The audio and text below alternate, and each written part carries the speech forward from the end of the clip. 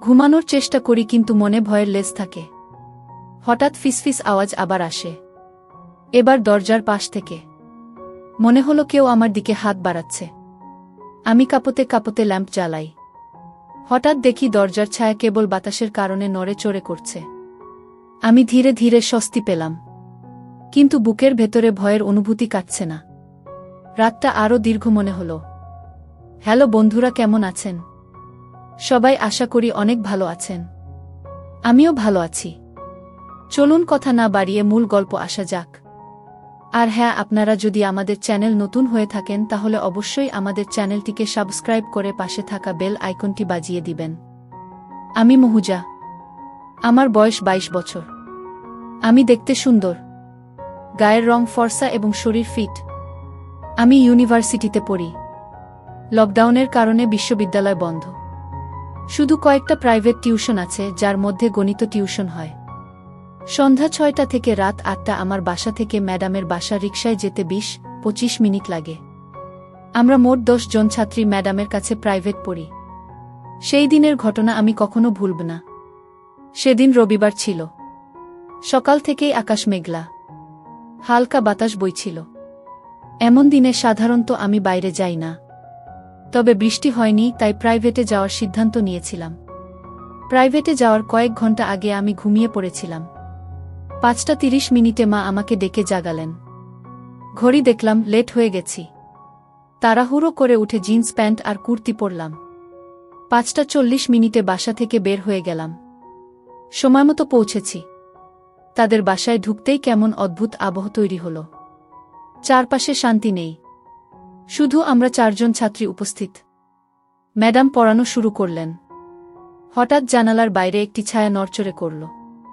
আমি থমকে গেলাম। মনে হলো কেউ আমাদের দিকে তাকাচ্ছে। রিকশার ধ্বনির সাথে হঠাৎ একটি কুকুরের হট্টগোল। আমি চুপচাপ বসে রইলাম। চারপাশে কেউ নেই, শুধু বাতাসে শীতলতা আর অদ্ভুত অনুভূতি। হঠাৎ দরজার কণ্ঠ ফিসফিস শুনতে পেলাম। কেউ বলল, মহুজা তুমি কি একা? আমি বুক চেপে ধরলাম। চারপাশে তাকালাম, কারও দেখা নেই। আবার শব্দটা এলো, এবার আরও কাছে। আমি ভয় পেয়ে পিছনে হেলান দিয়ে দাঁড়িয়ে রইলাম। চিৎকার করতে চাই কিন্তু গলায় শব্দ নেই। ম্যাডাম হঠাৎ ঘুরে তাকালেন কিন্তু কিছু দেখলেন না। আমি লজ্জিত হয়ে মাথা নিচু করলাম, কিন্তু মনে হলো চারপাশে অদৃশ্য চোখ আমার উপর নজর রাখছে। ঘড়ির কাঁটা 7টা ছুঁইছে। বাইরে আরও অন্ধকার নেমে এসেছে। হঠাৎ জানালার ফাঁক দিয়ে হাওয়া বইতে শুরু করল। সঙ্গে একটি ঝাপসা ছায়া আবার নড়চড়ে করল। আমি নিজের হাত শক্ত করে ধরলাম। মনে হলো কেউ দরজা বা জানালার বাইরে অপেক্ষা করছে। ম্যাডাম সামান্য হাসলেন, বললেন, শান্ত হও, ছাত্রীদের দিকে নজর দাও। কিন্তু আমি জানি কোনো অদ্ভুত কিছু হচ্ছে। রাত 7:20 হঠাৎ দরজার কণ্ঠ ফিসফিস আবার শুনি। এবার আরও স্পষ্ট।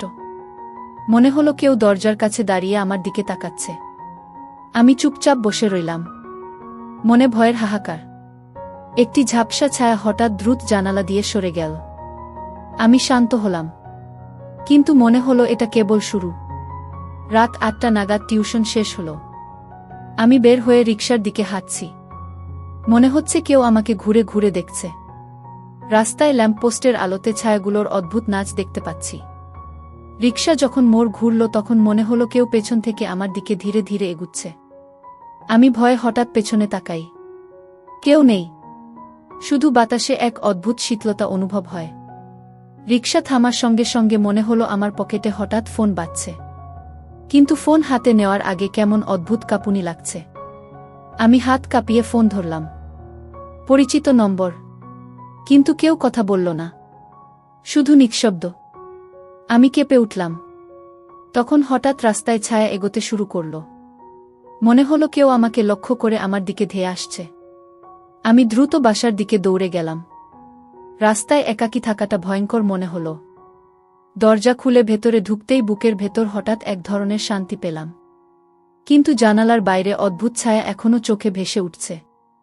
রাতে বিছানায় শুয়ে মনে হলো আজকের রাত আমি কখনো ভুলব না। বুকের ভেতরে কেঁপুনি আর ভয়ের অনুভূতি। আবার মাথা তুলে জানালা থেকে তাকাই। মনে হলো ছায়াগুলো যেন আমার চারপাশে ঘুরছে। আমি নিজের পকেটে হাত রাখি এবং ঠিক করি আগামীকাল ম্যাডামের কাছে গিয়ে এই ঘটনার কথা খুলে বলবো, যাতে কেউ আমাকে আর হুমকি দিতে না পারে। রাত পেরিয়ে ভোর হল। হালকা আলো এসে জানালার কাছে পড়ছে। আমি গভীর নিঃশ্বাস নিই এবং ঠিক করি আর কখনো একা বাইরে যাব না। এমন অদ্ভুত সন্ধ্যা আর মনে নেই কখনো আমার জীবনের অংশ হিসেবে। রাতটি আরও গভীর হয়ে এসেছে। মহুজা নিজের রুমে বসে পড়েছে। মনে হচ্ছে চারপাশে অদ্ভুত নীরবতা ভেসে আসছে। জানালার বাইরে হঠাৎ একটি ছায়া কেঁপে ওঠে। মনে হলো কেউ ধীরে ধীরে আমার দিকে এগোচ্ছে। আমি বুক চেপে ধরলাম। হঠাৎ রুমের দরজার নকানকানি শুনতে পেলাম। আমি থমকে গেলাম। মনে হলো কেউ দরজার ওপাশে দাঁড়িয়ে আছে। আমি বললাম, কে আছ সেখানে? কোনো উত্তর নেই, শুধু নিঃশব্দ। বৃষ্টি হতে পারে এমন ভাবতে চেষ্টা করলাম, কিন্তু জানালার দিকে তাকাতেই দেখলাম একটি অন্ধকার ছায়া আমার দিকে ধীরে ধীরে এগোচ্ছে। আমি দ্রুত চেয়ার সরালাম আর মায়ের ফোনে কল দিতে চাই, কিন্তু ফোন পকেটে নেই। মনে হলো কেউ আমার পেছন দিকে হঠাৎ করেই ফিসফিস আওয়াজ আসে। আমি ধীরে ধীরে ঘুরে দেখি, কেউ নেই। মনে হলো হাওয়ায় ছায়াগুলো নড়ে চড়ে করছে। হঠাৎ জানালার দরজা হালকা করে খোলার শব্দ আসে। আমি কাঁপতে কাঁপতে জানালার দিকে দৌড়াই, কিন্তু বাইরে অন্ধকারের মধ্যে কেউ দেখা যাচ্ছে না। কেবল ল্যাম্পপোস্টের আলোতে ছায়া নড়ে চড়ে করছে। আমি দ্রুত জানালা বন্ধ করি। বুকের ভেতরে কেঁপুনি তীব্র হয়ে যায়। ঘুমানোর চেষ্টা করি, কিন্তু মনে ভয়ের লেজ থাকে। হঠাৎ ফিসফিস আওয়াজ আবার আসে, এবার দরজার পাশ থেকে। মনে হলো কেউ আমার দিকে হাত বাড়াচ্ছে। আমি কাঁপতে কাঁপতে ল্যাম্প জ্বালাই। হঠাৎ দেখি দরজার ছায়া কেবল বাতাসের কারণে নড়ে চড়ে করছে। আমি ধীরে ধীরে স্বস্তি পেলাম, কিন্তু বুকের ভেতরে ভয়ের অনুভূতি কাটছে না। রাতটা আরও দীর্ঘ মনে হলো। কাকে যেন বাইরে অপেক্ষা করছে, কিন্তু ঠিক কোনটি বুঝতে পারছি না। হঠাৎ ফোন বাজতে থাকে। আমি কাঁপা হাতে ফোন ধরি। পরিচিত নম্বর, কিন্তু কেউ কথা বলল না, কেবল নিঃশব্দ। আমি কাঁপতে কাঁপতে রুমের আলোর দিকে তাকাই। মনে হলো ছায়াগুলো ধীরে ধীরে গঠন পরিবর্তন করছে। আমি নিজেকে বলতে থাকি, শান্ত হও মহুজা, সব কল্পনা তোমার কি। কিন্তু হঠাৎ জানালার বাইরে ঝাপসা ছায়া আবার নড়ে চড়ে করছে। আমি চিৎকার করতে চাই, কিন্তু গলায় শব্দ নেই। মনে হলো কেউ আমার শ্বাসের শব্দ শুনছে। আমি নিজের বুক চেপে ধরলাম আর ঠিক করি আগামীকাল ম্যাডামের কাছে যাব এবং ঘটনার কথা বলব, যাতে কেউ আর আমাকে ভয় দেখাতে না পারে। রাতের নীরবতা আর ছায়ার খেলা আমার মনে রয়ে গেল। মনে হলো রাত শেষ হলেও আমার মনে সেই ভয়ের স্মৃতি চিরকাল থাকবে। আমি জানি আবার কখনো এই ধরনের সন্ধ্যা আসতে পারে। আমি নিজের নিরাপত্তা নিয়ে সতর্ক থাকব এবং আর কখনো একা রাস্তায় যাব না। রাত গভীর হয়েছে। মহুজা নিজের রুমে বসে আছে। জানালার কাছে ঝাপসা ছায়াগুলো তার চোখে ভেসে উঠছে। মনে হচ্ছে কেউ তার পেছনে আছে। হঠাৎ রুমের দরজার নিচ থেকে ঠক ঠক শব্দ শোনা গেল। মহুজা বুক চেপে ধরল। মনে হলো কেউ ভিতরে ঢুকতে চাইছে। সে হঠাৎ ল্যাম্প জ্বালাল এবং কেবিনেটের পিছনে লুকিয়ে পড়ল। হাত কাঁপছে। মনে হলো ঘাড়ের পিছনে কোনা ঠান্ডা স্পর্শ বয়ে গেছে। সে ঘুরে তাকাল। কারো কোনো মুখ নেই, শুধু ছায়া নড়চড় করছে। হঠাৎ জানালার বাইরে ঝাপসা ছায়া দ্রুত ধীরে ধীরে এগোচ্ছে। মহুজা চিৎকার করতে চাইলে গলা কাঁপছে, শব্দ বের হচ্ছে না। সে পেছনে হেঁটে দেয়ালের পাশে আটকে গেল। মনে হলো কেউ তার প্রতি নজর রাখছে। হঠাৎ জানালার ধারে ফিসফিস আওয়াজ শোনা গেল। মনে হলো কেউ ধীরে ধীরে হাত বাড়াচ্ছে। মহুজা শ্বাস ধরে চুপচাপ দাঁড়াল। হঠাৎ ল্যাম্পের আলোতে একটি কালো পোশাকের ছায়া স্পষ্ট হল। ছায়া ধীরে ধীরে ঘরে ঢুকছে। মহুজা কাঁপা চোখে ছায়ার দিকে তাকাল এবং হঠাৎ চিৎকার করতে চাইলে মনে হলো গলার শব্দ আটকে গেছে। ছায়া মুখের দিকে এগিয়ে আসল। তখন মহুজা চোখ বন্ধ করে মনে বলল, ও আল্লাহ, রক্ষা করেছ কি। তারপর হঠাৎ ছায়া ধীরে ধীরে পিছনে হেঁটে জানালার দিকে চলে গেল। মহুজা বুক ধরফট করানো নিয়ন্ত্রণ করতে পারছে না। মনে হলো তার হৃদয় থেমে গেছে, কিন্তু একই সময়ে অদ্ভুতভাবে শান্তি অনুভব করছে। সে জানল যে এই ছায়া আসলে তার সাহায্য করার জন্য এসেছে, তাকে কোনো ক্ষতি করার জন্য নয়। রাতের সেই আতঙ্ক কেবল তার কল্পনায় শক্তিশালী হয়ে উঠেছিল। ঘরে নিঃশব্দ অবস্থা নেমে এসেছে। মুহুজা জানালার দিকে তাকিয়ে ভাবল এই রাতের ঘটনা তাকে আরও সতর্ক করেছে এবং আর কখনো একা বাইরে যাওয়া উচিত নয়। হঠাৎ রুমের আলো নিভে গেল। মনে হলো কেউ ল্যাম্প সুইচ নিয়ে খেলছে। মুহুজা চুপচাপ গা কাঁপতে কাঁপতে কেবিনেটের পাশে লুকিয়ে রইল। হঠাৎ জানালার বাইরে হাওয়ায় একটি ছায়া দ্রুত সরে গেল। মুহুজা বুক ধড়ফড় করে শ্বাস ফেলে বুঝল যে এখন তিনি নিরাপদ। তবে রাতের এই রোমাঞ্চ এবং ভয়ের স্মৃতি তার মনে চিরকাল রয়ে যাবে। সে ঠিক করল সবসময় সতর্ক থাকবে এবং আর কখনো একা রাস্তায় বা অন্ধকারে বের হবে না। ভোরের আলো এসে জানালার কাছে পড়তে লাগল। মুহুজা ধীরে ধীরে ল্যাম্প অফ করল এবং জানল যে আজকের রাতটি শেষ। তবে তার জীবন শিক্ষা নিয়েছে যে সাহসী হওয়া এবং সতর্ক থাকা সবচেয়ে বড় অস্ত্র। রাতের সেই ছায়া তাকে চরমভাবে ভয় দেখিয়েছে, কিন্তু একই সময়ে আত্মবিশ্বাস এবং সাহসও শিখিয়েছে। মুহুজা জানল যে ভয়কে চ্যালেঞ্জ করার মাধ্যমেই জীবনের নিরাপত্তা নিশ্চিত হয়। সে গভীর নিঃশ্বাস নিয়ে জানালার পাশে বসে ভাবল আগামী দিন থেকে কোনো ঝুঁকি নেওয়া যাবে না এবং নিজের নিরাপত্তা সবসময় অগ্রাধিকার হবে। তার জীবন এখন আরও সতর্ক এবং শক্তিশালী হয়ে উঠেছে। পরদিন সকাল যখন মুহুজা জানালার বাইরে তাকিয়ে দেখল রাস্তায় কোনো অদ্ভুত ছায়া নেই। শহরটা শান্ত মনে হল। সে ল্যাম্পপোস্টের আলোতে ছায়ার স্মৃতি মনে করলেও জানল যে আর কেউ তাকে অনুসরণ করছে না। হঠাৎ ফোন বাজল। মুহুজা দ্রুত ফোন ধরল।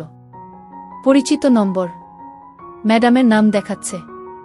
সে কেঁপে উঠল এবং বলল, হ্যালো ম্যাডাম। কি ম্যাডাম শান্ত গলায় বললেন, মুহুজা তুমি ঠিক আছো? তুমি কি কালকের ঘটনা পুরো খুলে বলেছ? মুহুজা হালকা করে নিঃশ্বাস ফেল। বলল, হ্যাঁ ম্যাডাম, সব খুলে বলেছি। কি ম্যাডাম বললেন, তুমি সাহসী হয়েছ এবং আর কোনো ঝুঁকি নেবার দরকার নেই। আমি তোমাকে নিরাপদ রাখব। মুহুজা বলল, ধন্যবাদ ম্যাডাম। সেই সময় বাসার দরজা ধাক্কা খেয়ে খুলল। আরিফ প্রবেশ করল। মুখে অদ্ভুত রাগ আর ভয় মিশ্রিত অনুভূতি দেখা যাচ্ছিল। সে মুহুয়ার দিকে তাকিয়ে বলল, তুমি ঠিক আছো? মুহুজা বলল, হ্যাঁ আমি ঠিক আছি। আমি শুধু কালকের ঘটনা ভয় পেয়েছিলাম। আরিফ কাঁধে হাত রেখে বলল, আমি সব দেখেছি এবং আমি কখনো তোমার নিরাপত্তা হারাতে চাইনি। মুহুজা চোখে জল নিয়ে বলল, ধন্যবাদ ভাইয়া। এবার আমি নিরাপদ বোধ করছি। আরিফ হাসল। বলল, আর তুমি কখনো একা বাইরে যাবে না? সবসময় সতর্ক থাকবে? মুহুজা মাথা নেড়ে বলল, হ্যাঁ আমি সব সময় সতর্ক থাকব। হঠাৎ বাইরে থেকে ধ্বনি শোনা গেল। কেউ হেসে বলল, মুহুজা তুমি ঠিক আছো? আমি খুঁজছি না, কেবল পরীক্ষা করতে চেয়েছিলাম। মুহুজা চমকে উঠল। দেখা গেল পাশের বাড়ির বন্ধু মেহেদি এসেছে। হাসতে হাসতে বলল, আমি জানতাম কালকের রাতের ঘটনা তোমাকে ভয় দেখিয়েছে, তাই নিশ্চয়তা দিতে এলাম। মুহুজা চিৎকার করতে চাইল, কিন্তু এখন সে হাসতে লাগল আর অনুভব করল যে রাতের সব ভয় শুধুই ভুল বোঝাবুঝি ছিল। সারা বাড়ি ধীরে ধীরে শান্তি ফিরে পেল। মুহুজা জানালার বাইরে তাকিয়ে ভাবল আজকের রাতের ভয় এবং রোমাঞ্চ তাকে আরও শক্তিশালী করেছে। সে বুঝল সাহস এবং সতর্কতা সবচেয়ে বড় অস্ত্র। তার জীবন নতুন করে শুরু হল। এখন সে জানে যে কোনো পরিস্থিতিতে ধৈর্য এবং সচেতনতা রাখা মানেই নিরাপত্তা রক্ষা করা। আর প্রতিটি ছায়া কিংবা অদ্ভুত শব্দ তার কাছে আর ভয় দেখাবে না। সে ধীরে ধীরে চেয়ারে বসে নিঃশ্বাস নিয়েছিল। ভোরের সূর্যের আলো তার মুখে পড়ল এবং বুঝল যে রাতের অন্ধকার কাটিয়েছে এবং নতুন দিনের আলো নিয়ে জীবনের রোমাঞ্চ আর সাহস উভয়ই তার সঙ্গে রয়েছে। মুহুজা জানল যে এবার থেকে সে একা কখনো আর ভয় পাবে না এবং প্রতিটি রাত এবং প্রতিটি ছায়ার সঙ্গে তার সাহসী লড়াই শেষ হয়েছে।